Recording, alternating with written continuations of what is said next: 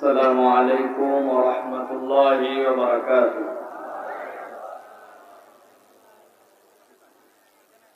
إن الحمد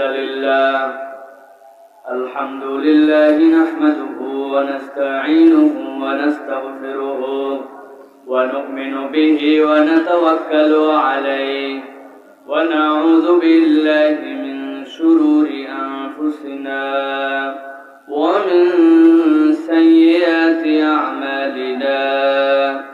من يهد الله فلا مضل له ومن يضلل فلا هادي له، وأشهد أن لا إله إلا الله وحده لا شريك له، وأشهد أن سيدنا وحبيبنا وطبيب قلوبنا محمد الذي أرسل رسوله بالهدى ودين الحق ليظهره على الدين كله، وكفى بالله شهيدا.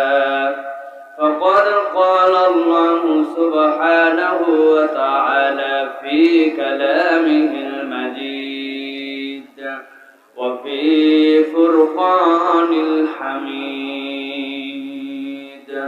أعوذ بالله من الشيطان الرجيم. بسم الله الرحمن الرحيم.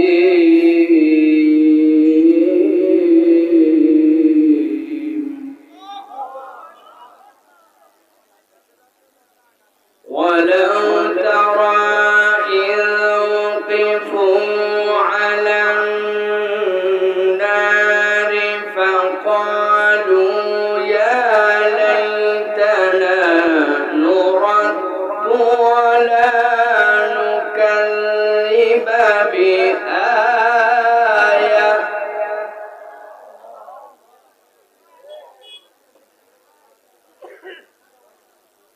فقالوا يا ليتنا نرد ولا نكذب بآيات ربنا ونكون من المؤمنين.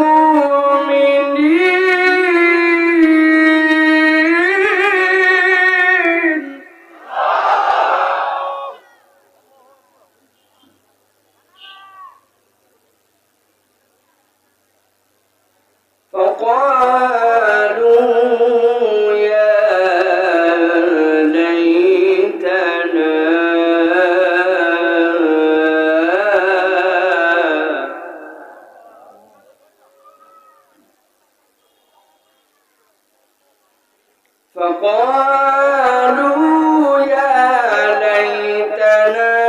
نرد ولا نكذب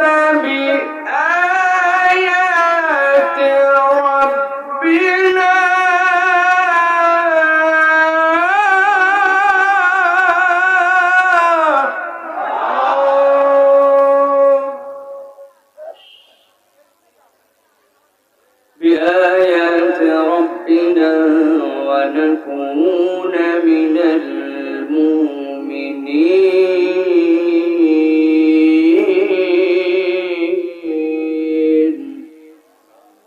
وقال الله سبحانه وتعالى آمرا ومخبرا للمؤمنين والمؤمنات إلى يوم القيامة: إن الله وملائكته يصلون على النبي يا أيها الذين آمنوا صلوا عليه وسلموا تسليما. اللهم صل على محمد وعلى آل محمد كما صليت على إبراهيم وعلى آل إبراهيم إنك حميد مجيد. اللهم بارك على محمد وعلى آل محمد كما باركت على إبراهيم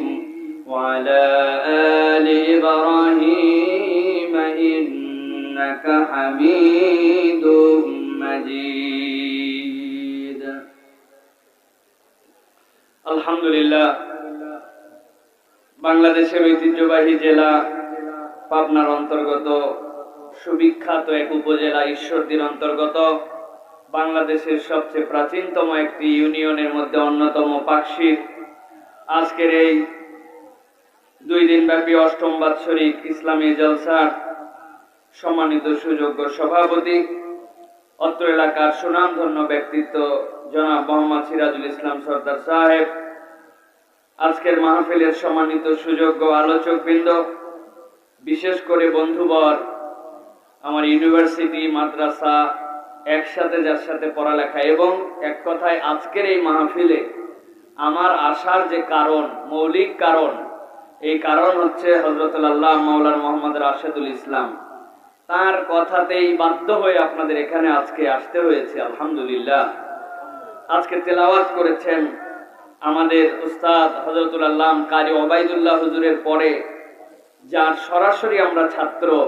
কারি ওবাইদুল্লাহ হুজুরের পরে যাকে দ্বিতীয় ওবাইদুল্লাহ বলা হয় বাংলাদেশে, হযরত মাওলানা হাফেজ কারি আব্দুল ওয়াদুদ ভাইয়ের বাইপাস হয়েছে, ওপেন হার্ট সার্জারি হয়েছে, তারপরেও তার সুললিত কণ্ঠের তেলাওয়াত আমাদেরকে মুগ্ধ করেছে।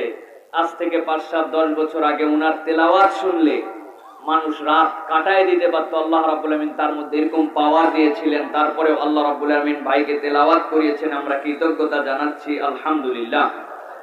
আজকের মাহফিলের মন চালকিত করে আছেন যারা আমার সামনে থাকার কথা, আমি যাদের পেছনে থাকার কথা, আমার ওস্তাদরা পেছনে বসে আছেন, যাদের কাছে কিছু কোরআন হাদিস শিখেছিলাম, এই জন্য আজকে 2-1টি কথা বলতে পারি। মন চালকিত করে সেই মানুষগুলি পিছনে বসে আছেন, যদিও খুব কষ্ট হচ্ছে, কিন্তু তারপরে আমাদের ওস্তাদরা বসে আছেন পেছনে। সম্মানিত উলামায়ে কেরাম, ফুদালায়ে ইজম, স্থানীয় বিভিন্ন পর্যায়ের খতিব, ইমামবৃন্দ, আমার সামনে উপবিষ্ট মুরব্বিয়ানে ইজম, সম্মানিত যুবকরা, স্নেহের ছোটরা, পর্দার আড়ালে আমার মা এবং বোনেরা, একবার সালাম দিয়েছি, আরো একবার আপনাদের দোয়া পাওয়া এবং করার আশায় সালাম নিবেদন করি। আসসালামু আলাইকুম ওয়া রাহমাতুল্লাহ। আপনারা ভালো আছেন ভাই? জেগে আছেন? খেয়ে আসছেন? কেন শেষে তো খাওয়ার আছে আপনাদের। আপনারা সবাই তাহলে আলহামদুলিল্লাহ ভালো আছেন। আল্লাহ আমাদেরকেও যথেষ্ট ভালো রেখেছেন, রেখে আপনাদের মাঝে এনেছেন, এই জন্য আমরা আরো একবার কৃতজ্ঞ হই আলহামদুলিল্লাহ। প্রিয় ভাইয়েরা, আমি সংক্ষিপ্ত সময়ে আপনাদের কাছে কিছু কথা বলবো ইনশাআল্লাহ। তবে তার আগে আপনাদের কাছে একটু শুনতে চাই বুলন্দ আওয়াজে, বুঝে সুঝে বলুন তো, আজকে যে আমাদের এই মাহফিল, এই আশা, এই বর্ষা, এই আয়োজনে আপনারা খুশি না বেজার? কম না বেশি? বুঝে না না বুঝে? সত্যি বুঝে? দেখি তো আপনাদের সাথে আমাদের বুঝকে একটু মিলাই, যে আমরা বুঝে খুশি না না বুঝে খুশি, আমরা একটু মিলাই দেখি। আমি 3টা প্রশ্ন আপনাদের কাছে ধরবো, এই 3টা প্রশ্নের উত্তর যদি আপনারা ঠিকঠাক দেন তাহলে বুঝবো যে আমরা বুঝে খুশি। আমি আশা করব আপনারা ঠিকঠাক মতো উত্তর দিতে পারবেন ইনশাআল্লাহ। বলেন তো, ইউরোপ এবং আমেরিকার যে সকল দেশ, বিশেষ করে America, Canada, Denmark, Sweden, Italy, France, Spain, যেই সকল দেশের নাম বললাম, এই সকল দেশের নাম কি আপনারা শুনেছেন? জোরে বলেন, শুনেছেন? এবার বলেন তো, যেই সকল দেশের নাম বললাম, এই সকল দেশের মুদ্রার মান, এই সকল দেশের কারেন্সির দাম, টাকার দাম বাংলাদেশের থেকে কম না বেশি? যেই সকল দেশের নাম বললাম, এই সকল দেশ আবিষ্কার, জ্ঞান, বিজ্ঞান, প্রযুক্তি, পৃথিবীকে চমক জাগানিয়া নানান কিছু গিফট করার ক্ষেত্রে বাংলাদেশের থেকে পিছায়া না আগায়া? যেই সকল দেশের নাম বললাম, এই সকল দেশ টিকা, ট্রিটমেন্ট, হসপিটাল ম্যানেজমেন্ট, মানুষের জন্য, মুমূর্ষু রোগীদের জন্য আইসিইউ, সিসিইউ, পৃথিবীর বিভিন্ন ধরনের ঔষধ, হসপিটাল ম্যানেজমেন্ট, এইগুলাতে বাংলাদেশের থেকে পিছায়া না আগায়া? এবার বলেন, যেই সকল দেশ আমার আপনার থেকে কারেন্সিতে আগায়া, টিকা, ট্রিটমেন্ট, ঔষধে আগায়া, আবিষ্কারে, মহাকাশ বিজ্ঞানে আগায়া, এই সকল দেশ এই করোনাকালীন মহামারীর সময়ে আক্রান্ত এবং মৃতের তালিকাতেও বাংলাদেশের থেকে পিছায়া না আগায়া? কি ব্যাপার, বুঝে বলছেন? টাকা পয়সায় আগায়া, টিকা ট্রিটমেন্টে আগায়া, আবিষ্কারে আগায়া, ঔষধে আগায়া, হসপিটালে আগায়া, অপারেশনে আগায়া, আবার মরাতেও আগায়া। মূল্য না তো মিলল? এর দ্বারা বোঝা যায় কেবলমাত্র এই দুনিয়াবি এই সকল যোগ্যতাতে আগানোর নামই আগানো নয়, বরং আল্লাহ রাব্বুল আলামিনের রহমতে যারা আগায়া তারাই হচ্ছে প্রকৃত আগায়া, ঠিক কি না? সুতরাং বাংলাদেশে যারা আমাদেরকে ভূগোল বুঝ দিচ্ছে যে আমরা হাত ধোয়া আর মুখের মধ্যে মাস্ক লাগায়া বাংলাদেশ থেকে করোনাকে আমরা এখন পর্যন্ত নিয়ন্ত্রণে রেখেছি, এইটা একটা মহা ভুল। এটা তো করতেই হবে, কিন্তু আল্লাহর রহমত না থাকলে 2021 সালে বাংলাদেশের নাম গোরস্থান হইতো, ঠিক কি না? বুঝে নেন এই জন্য যে বুঝে আল্লাহর প্রতি আপনি কৃতজ্ঞ না অবুঝে? বুঝে নিতে হবে। ইংল্যান্ড থেকে ফোন করেছে, হুজুর দোয়া করেন একটু। কেন? আমাদের ইংল্যান্ডে মাহফিল ছিল, কাগজ পাঠাইছে হোয়াটসঅ্যাপে যে যেই হল আমাদের জন্য বুকিং নিয়েছে ওই হল ক্যান্সেল করা হয়েছে। কেন?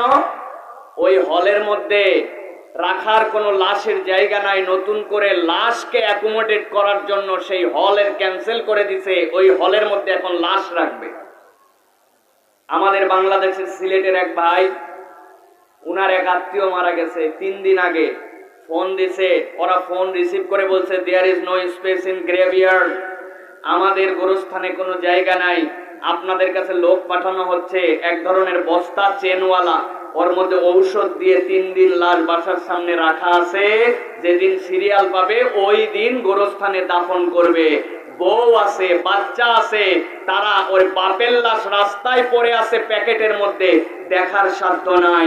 এইটা বাংলাদেশে নয়, বাংলাদেশের $1 যদি আপনি কিনতে হয় 84 টাকা লাগে, 1 পাউন্ড কিনতে হলে বাংলাদেশের 130 টাকা লাগে। ওই রকম উন্নত দেশে এই রকম অবস্থা। সেই অবস্থায় আল্লাহ হাজার মানুষকে সামনে বসায়া কোরআন শোনাচ্ছেন। আল্লাহর প্রতি যদি এখনো কৃতজ্ঞ না হই, আমরা আর কখনো কৃতজ্ঞ হতে পারবো না, ঠিক কিনা? এই জন্য বুঝে কৃতজ্ঞ হন। বলবেন হুজুর আমরা আল্লাহর প্রতি ব্যাপক কৃতজ্ঞ, কথায় কথায় আমরা আল্লাহর আলহামদুলিল্লাহ বলতে বলতে আমরা অস্থির করে তুলছি, তাই না ভাই?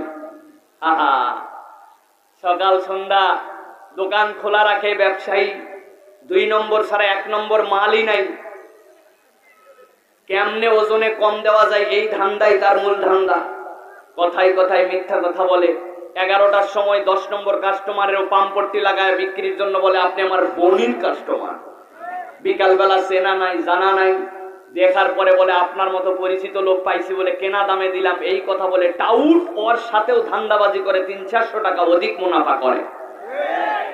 এশার নামাজ পড়ে দোকান বন্ধ করে যাচ্ছে মাওলানা রাশেদ সাহেব, তখন নামাজ পড়ায় ফিরতেছে। রাশেদ সাহেব জিজ্ঞাসা করছে দোকানদার ভাই কেমন আছেন? বলতেছে এই করোনার মধ্যে আলহামদুলিল্লাহ। হইছে না ভাই? আলহামদুলিল্লাহ হইছে। ভালো করে বুঝেন, করোনার সময় একজন ব্যবসায়ীর আলহামদুলিল্লাহ কি বুঝে নেন। বাংলাদেশে এরকম ব্যবসায়ী ছিল, যেই ব্যবসায়ী ঢাকা শহরের 5 ভাগের 1 ভাগ জমি জমার মালিক, অ্যারোমেটিক কসমেটিক হালাল সাবান দিয়ে বাংলাদেশের সবচেয়ে বেশি টাকা কামাই করা ব্যবসায়ী, যার পত্রিকা আছে, যার মিডিয়া আছে, যার হাসপাতাল আছে। করোনায় আক্রান্ত হওয়ার পরে বাংলাদেশের সাথে পৃথিবীর যোগাযোগ বিচ্ছিন্ন থাকার পরেও চার্টার্ড বিমানে করে ভাড়া করে 50 জন ডাক্তার নিয়ে আসার পরেও করোনার মৃত্যু আল্লাহ লিখে রেখেছিলেন, ঠেকাতে পারে নাই আল্লাহ। এরকম ব্যবসায়ী যেখানে হাওয়া হয়ে গেল, আমার মতো এরকম টাউট বাটপার 2 নম্বর ব্যবসায়ীরে এক মুহূর্তে তুমি শেষ করে দিতে পারতে। করোনায় যেহেতু আমি আল্লাহ তোমার প্রতি কৃতজ্ঞ হতে চাই, এখন থেকে আমি তোমার প্রকৃত গোলাম হতে চাই। আমি আর 2 নম্বর ব্যবসা করব না, মিথ্যা কথা বলবো না, ওজনে কম দিব না, 2 নম্বর মালকে 1 নম্বর বলে চালাবো না। রমজান আসতেছে সামনে, দোকানপাটে মালপত্র জোগাড় করে রেখে সরকারকে জনগণকে বিব্রত করব না। আমিও জনগণের হক যা নষ্ট করছে এইগুলা ফেরত দিয়ে দিব। এখন থেকে আমি আবু বকর ওমর ওসমান আর তাহিরুল আমিনদের সাথে আমার পরকাল যেন হয়, এইরকম বাকি জীবনটা চলানোর শপথ নিলাম। This is the Real meaning of আলহামদুলিল্লাহ, ঠিক না? যুবক ভাই, তোমাদের আলহামদুলিল্লাহ বুঝে না বুঝে? বলে হুজুর আমরা মহা বুঝে, অটো পাস, কয়দিন পর দাবি তুলবো অটো চাকরি, বাপের হোটেলে খাই, কোনো চিন্তা নাই, মোবাইলে মেগাবাইট উঠাই, ডানে ঠেলা বামে ঠেলা উপরে ঠেলা নিচে ঠেলা, বড় মজায় আছে হুজুর আলহামদুলিল্লাহ। তাই না? বাপ মা আপনার প্রতি অসন্তুষ্ট, আপনি বাপ মায়ের কথা শোনেন না, বাপ মায়ের সাথে ঝাড়ি দিয়ে কথা বলেন, এলাকার মুরব্বীরা ভয়ে আপনাদেরকে শাসন করে না, তাদেরকে অপমান করে দিতে পারেন। ইয়াবাখোর গাঁজাখোর, কমসে কম আপনার সাথে ওই বিড়িখোরের সাথে আপনার সম্পর্ক, আপনার জামার কাট, প্যান্টের ছাড়, চুলের কাট দেখলে মুসলমান যুবক মনে হয় না। মসজিদে আজান হয়, মসজিদের সাথে সম্পর্ক নাই। এলাকার মহিলা দেখলে আপনি টিজ করেন, আপনি মিথ্যা কথা বলেন, গালি দিয়ে কথা বলেন, মোবাইলে হারাম দেখেন, আপনার সাথে ইসলামের কোনো সম্পর্ক নাই, আল্লাহ রসুলের কোনো সম্পর্ক নাই। আপনার চলা ফেরা, আচার আচরণ, আপনার পরিবার, রাষ্ট্র, দেশ, পিতা মাতা সবাই আপনারা নিয়ে দুশ্চিন্তা করে। আপনি বলেন আলহামদুলিল্লাহ। প্রিয় ভাই, আপনারে বলি আপনার আলহামদুলিল্লাহ হয় নাই। আপনার আলহামদুলিল্লাহ কি? আল্লাহ এই উন্নত বিশ্বে কতগুলা যুবক হারায় গেল আমার বয়সে, এত ট্রিটমেন্ট এত চিকিৎসা থাকার পরেও তুমি আমার মতো নালায়েক একজন যুবকরে এখন পর্যন্ত হেফাজত করছো। আল্লাহ আমি তোমার প্রতি কৃতজ্ঞ হতে চাই। আগে যা করছি করছি, এখন থেকে আমি শপথ নিলাম মুখ থাকবে, মিথ্যা থাকবে না। আমার পিতামাতা বুঝবান হোক অবুঝ হোক, শিক্ষিত হোক অশিক্ষিত হোক, তাদের সাথে আমি কখনো ঝাড়ি দিয়ে কথা বলবো না, মুরব্বীদের সাথে বেয়াদবি করব না, গাঁজাখোর ইয়াবাখোর তো দূরের কথা, বিড়িখোরের সাথেও আমার সম্পর্ক থাকবে না। কোনো মহিলাদেরকে দেখে আমি টিচ করব না, আমার মোবাইল থাকবে, হারাম কিছু দেখবো না, হারাম কিছুর সাথে সম্পর্ক থাকবে না, প্যান্ট পরবো টাকনুর নিচে যাবে না। আমি এখন থেকে একজন আল্লাহ ওয়ালা, মসজিদ মুখী, আজান হবে মসজিদের সাথে সম্পর্কিত, এইরকম একজন যুবক হয়ে একজন ভদ্র সভ্য, এলাকার মানুষ ভালো বলবে, আমি এরকম একজন নৈতিকতা সম্পন্ন মুসলিম যুবক হতে চাই।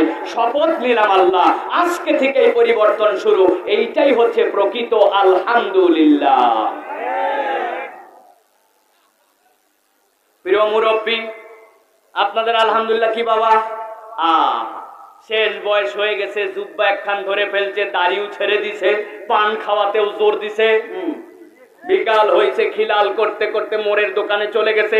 যাওয়ার পরে দোকানে বসার পরে ডান পাশে বসছে গীবত কমিটির সভাপতি, বামে সেক্রেটারি, উনি হচ্ছে ক্যাশিয়ার। এরপরে চা খাচ্ছে, অমুক হুজুরের কি হলো, তমুক সর্দার সাহেবের কি হলো, সর্দার সাহেবের বেটির কি হলো, অমুক খতিব সাহেবের কি হলো, অমুক দলের কি হলো, জো বাইডেনের কি হলো, আমেরিকার কি হলো, গীবত, গিল্লা, মিথ্যা, অনাচার কথাবার্তা। স্ত্রী তার সাথে আজ পর্যন্ত ভালো করে ব্যবহার করে না, ছেলের বউ তার প্রতি অসন্তুষ্ট, এলাকার যুবকরা পর্যন্ত তাকে পছন্দ করে না। মসজিদে যেই সকল বাচ্চারা নামাজ পড়তে যায়, ওই মুরব্বীর কারণে মসজিদ মুখী বাচ্চারা হয় না, বরং মসজিদ থেকে আরো দূরে চলে যায়। ছোট্টবেলায় 3 খান সূরা মুখস্থ করছে, মুরব্বী হয়ে গেল, 4th সূরার অর্থ জানে না। উনারা যদি জিজ্ঞাসা করেন সুবহানাকাল্লাহুম্মা বিহামদিকা ওয়া তাবারাকাসমুকা তাআলা জাদ্দুকার অর্থ কি বলেন তো, এইটার অর্থ উনি জানে না। উনি বিরাট ফুটানি করে ঘুরে বেড়াচ্ছে আর ভাব নিচ্ছে আর বলতেছে আলহামদুলিল্লাহ ভালোই আছি। আপনার আলহামদুলিল্লাহ হয় নাই বাবা, বুঝেন আপনার আলহামদুলিল্লাহ। WHO বলেছিল 60 বছরের উপরে যাদের বয়স, তারা সবচেয়ে ডেঞ্জার জোনের মধ্যে আছে। তারা আক্রান্ত হতে পারে, মরতে পারে, আক্রান্ত হলে বাঁচার সম্ভাবনা কম। আল্লাহ, কবে আমার বয়স 50 পার হয়েছে, এখন পর্যন্ত তুমি আমারে হেফাজত করছো, এখন পর্যন্ত ভালো রেখেছো, তোমার কেবল দয়ায় আল্লাহ, এছাড়া আমার কোনো যোগ্যতা নাই। তোমার এই কৃতজ্ঞতা আমি কিভাবে করব? আল্লাহ শপথ নিলাম, এখন থেকে আমি একজন ভালো মানুষ হওয়ার জন্য চেষ্টা করব। গীবত গিল্লার সাথে আমার কোনো সম্পর্ক থাকবে না। সমাজে ক্লিক লাগে, সমাজে অশান্তি হয়, এরকম কোনো কথাবার্তা আমি বলবো না। কোরআন শরীফ এতদিন শিখে নেয়, এখন ওস্তাদের মাধ্যমে, খতিবের মাধ্যমে, মাদ্রাসায় যে মাদ্রাসার ছাত্রর সাথে যোগাযোগ করে কোরআন শেখার চেষ্টা করব। নামাজের দোয়া তাসবিহগুলো কমসে কম মুখস্থ করে নতুন করে এইগুলাকে শুদ্ধ করার চেষ্টা করব, স্ত্রীর সাথে ভালো ব্যবহারকারী হব, এলাকার যুবকরা যেন নামাজি হয় এই প্রচেষ্টা করব, এলাকার শিশু কিশোরদের জন্য পকেটের মধ্যে টাকা পয়সা চকলেট নিয়ে ঘুরবো, তারা যেন মসজিদমুখী হয়, আমার মুখ থাকবে মিথ্যা থাকবে না, আমার সাথে সুদ ঘুষের সম্পর্ক থাকবে না। আমি এখন থেকে আল্লাহ যে কয়টা দিন বাঁচি ইসলাম, কল্যাণ, সমাজ, দেশ সকলের কাজে লাগতে পারি এইরকম একজন মুরব্বী হয়ে বাকি জীবনটা পার করতে চাই। This is the Real meaning of আলহামদুলিল্লাহ, ঠিক না? আলহামদুলিল্লাহ আপনি বলতেছেন, আপনি বাগোয়েল বাজারে খবর নিয়ে দেখেন, শ্রী শ্রী দেবনাথ ঠাকুর ওরা জিজ্ঞাসা করবেন কেমন আছো দাদা, আলহামদুলিল্লাহ বলে কিনা?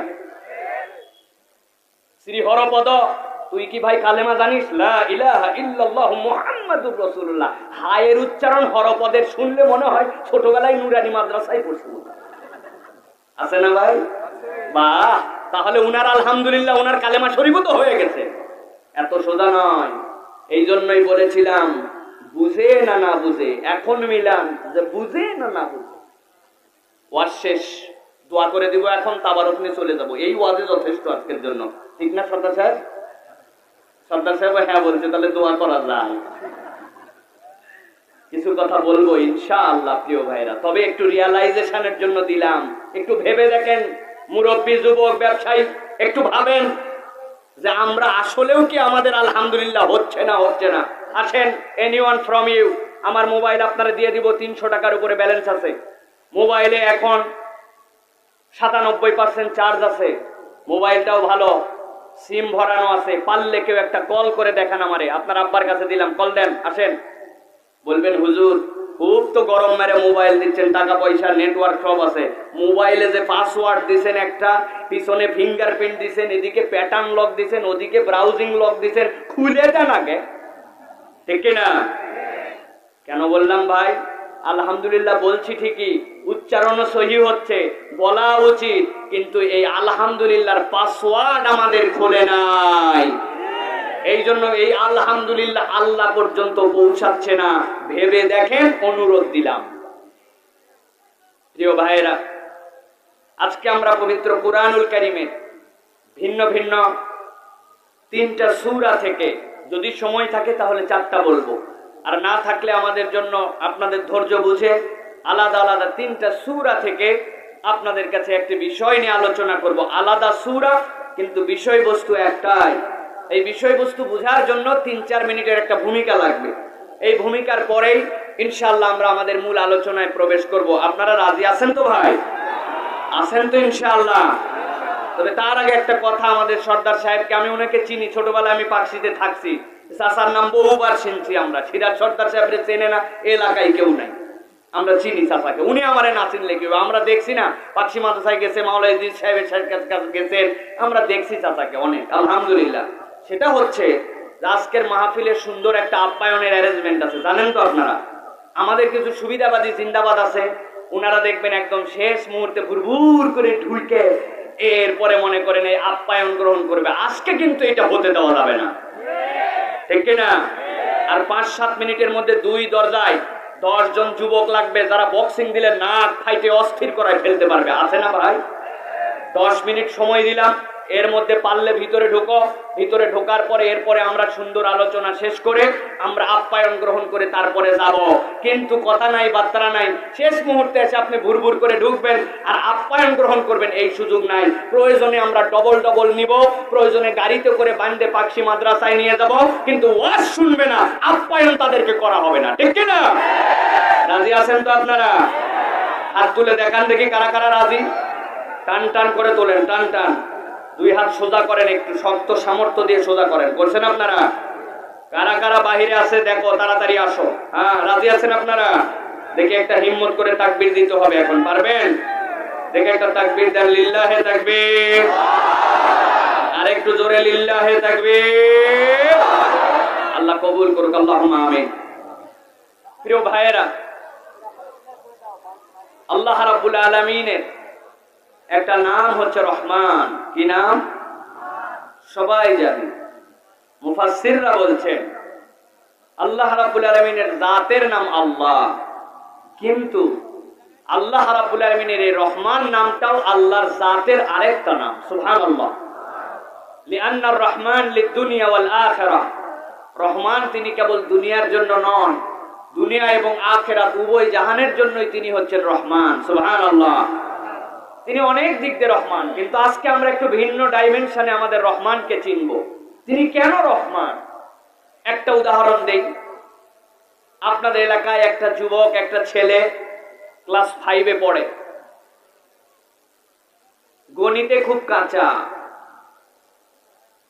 যেই স্যার ক্লাসে গণিত করায় ওই স্যারের একটা কোচিং আছে, ওই কোচিং এও ভর্তি হয়েছে, তারপরেও ভালো গণিত বোঝে না।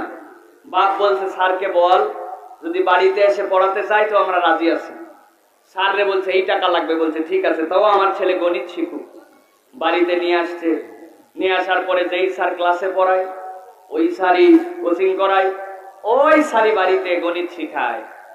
বাৎসরিক পরীক্ষার 7 দিন আগে আগে ওই ছেলে স্যারকে বলতেছে, স্যার আর তো মাত্র 7 দিন আছে পরীক্ষা, তা আপনার কাছে অনুরোধ, এই বার্ষিক পরীক্ষায় যে 10টা প্রশ্ন আসবে ওই 10টা প্রশ্ন একটু মেহেরবানি করে আমারে দিয়ে দিলে আমি খুব করে প্র্যাকটিস করতাম। আপনাদের এলাকায় স্যার দিয়ে দিবে?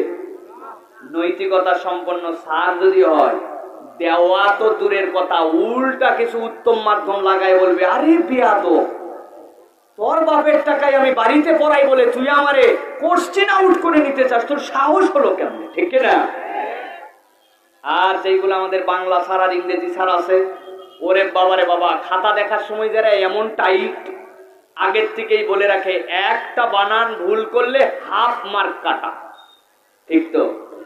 5 মার্কের পরীক্ষা, ছাত্র বানান ভুল করছে 15টা, কত মার্ক কাটা গেছে ভাই? 7.5। 5-এর মধ্যে পরীক্ষা 7.5 মার্ক কাটা গেছে, মানে 2.5 মার্ক পাওয়া যাবে কোন জায়গায়? এই 2.5 মার্কের পরিবর্তিতে ক্লাসে খাতা দেখানোর সময় দিবে ধোলাই। ঠিক না?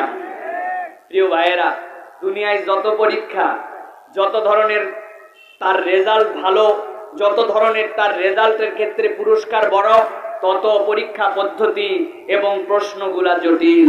5-এর থেকে 8, 8-এর থেকে 10, 10-এর থেকে 12, 12-এর পরে BCS, যত বড় ফলাফল তত বেশি ওই প্রশ্নপত্রগুলা কঠিন এবং সিকিউ থাকে, গোপন রাখা হয়। ঠিক না?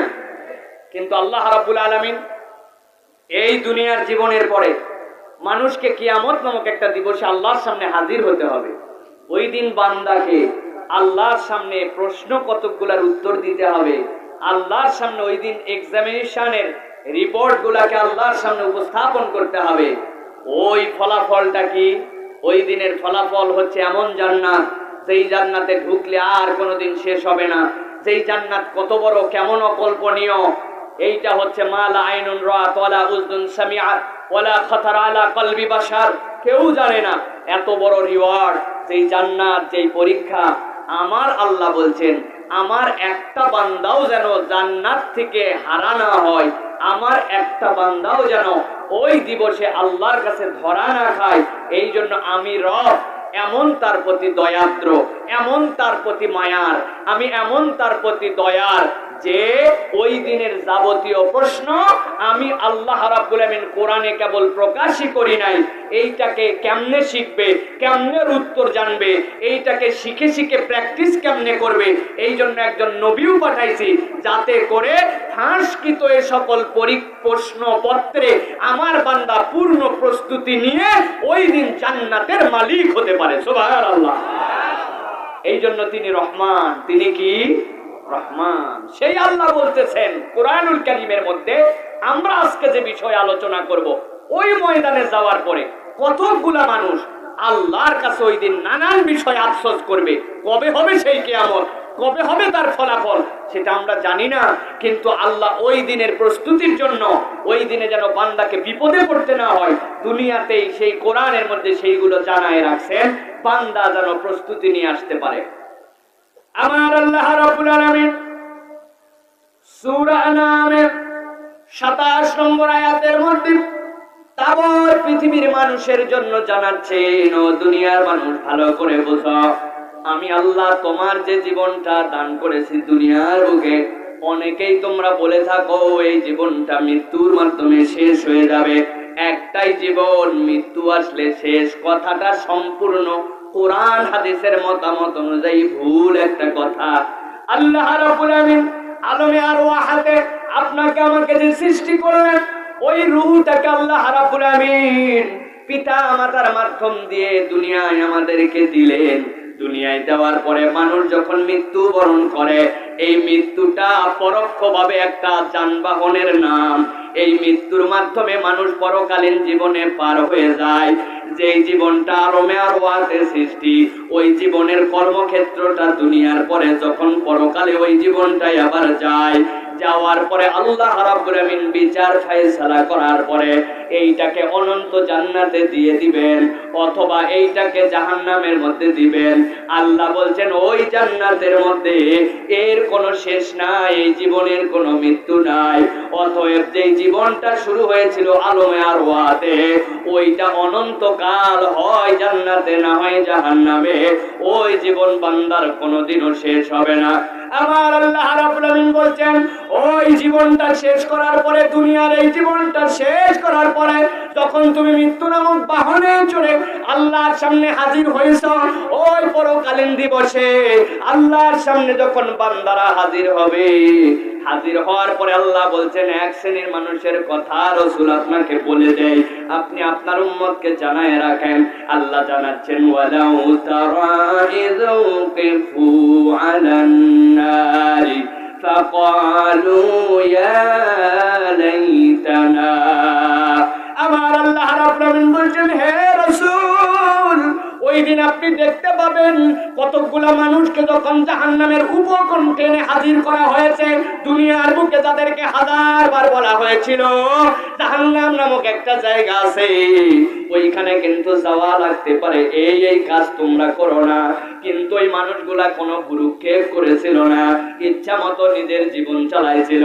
আল্লাহ বলছেন ওয়ালাউ তারা ইযু কিফু আলান নার, কিয়ামতের দিনে রাসূল আপনি দেখতে পাবেন ওই মানুষগুলাকে যখন জাহান্নামের সামনে হাজির করা হয়েছে, তখন তারা বুঝে ফেলবে হায় হায় যে দিবসের কথা বলা হয়েছিল, আজকে তো এই দিবস আমার সামনে উপস্থিত, আজকে তো সব সত্য প্রমাণ হয়ে গেছে। আল্লাহ বলছেন যখন তাদের সামনে এটা প্রমাণ হয়ে যাবে, সাথে সাথে ওই মানুষগুলার জন্য জাহান্নাম খুলে যাবে। ফুতিহাত আবওয়াবুহা, জাহান্নামের সামনে দাঁড়ানো মাত্র জাহান্নাম খেয়ে ফেলতে যাবে তাদেরকে। কিন্তু আল্লাহ বলছেন ওই জাহান্নামে ফেলার আগে ওই বান্দাগুলার মুখ দিয়ে কতগুলা কথা বের হবে। আল্লাহ বলছেন ফাকালু, ওরা সবাই সমস্বরে তখন একটা কথা বলতে শুরু করবে। কি বলবে? ইয়া লাইতানা নুরাদ্দু ওয়া লা নুকাযযিবা বিআয়াতি রাব্বিনা। আয় রব্বুল আলামিন, আজকে আমাদের থেকে বড় হতভাগা কেউ নাই। আজকে আমাদের আফসোস, আমাদের আফসোস। আমার আল্লাহ বলবেন কেন তোদের আফসোস? আফসোসের কারণ কি? ওই মানুষগুলো আল্লাহর কাছে বলতে শুরু করবে নুরাদ্দু, আয় রব্বুল আমিন, দুনিয়ায় কতবার বলা হয়েছে জাহান্নামের কথা, পাত্তা দিয়েছিলাম না, গুরুত্ব দিয়েছিলাম না, কিন্তু আজকে তো জাহান্নাম দেখে ফেলছি, এই জন্য আমাদের আফসোস। আর আফসোসের পরে তোমার কাছে আমাদের একটা দাবি। কি দাবি? নুরাদ্দু, আল্লাহ একটা বার আমাদেরকে আবার দুনিয়ায় তুমি ফেরত পাঠাও।